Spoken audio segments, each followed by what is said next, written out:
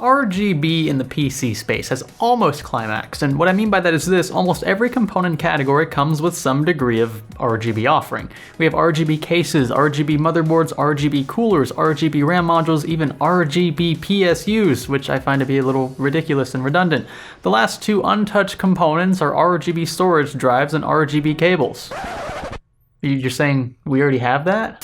Okay, so stories change. There's officially an RGB component for every computer part imaginable. What do you know? So instead, in this Minute Science episode, we're going to talk about the differences between addressable and non-addressable RGBs.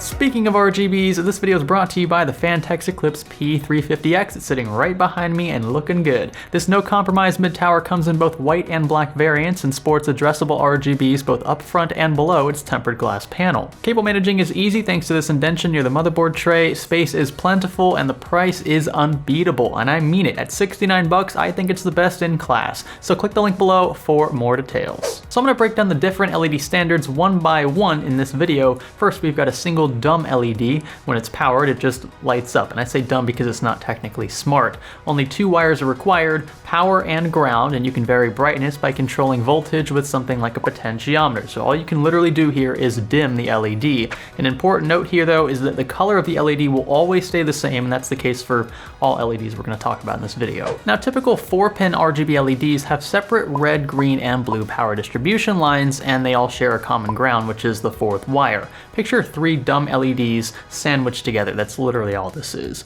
Individual brightness can be controlled via dedicated wire voltage control.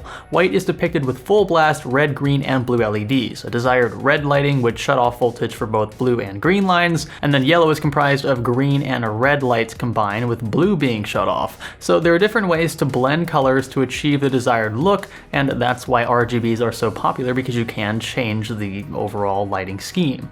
Unless a fourth white LED is supported, RGB headers have 4 pins on a given motherboard and are typically denoted as such on the board. Now, the word addressable in reference to LEDs describes the ability of each RGB cluster in a strip to hold a unique combination of colors. Ergo, instead of the entire strip only depicting one color at a time, addressable LED strips have the ability of displaying multiple colors at the same time throughout different sections of the strip. This is done via ICs or integrated circuits programmed to respond to specific frequencies down to a few microseconds. That's right, it's that accurate and precise. A common one you'll find is the WS2812 control circuit, and these are embedded literally into the LEDs themselves. The main board sends signal down a data in line where ICs respond and thus control their respective RGB clusters down to these fine grains of time.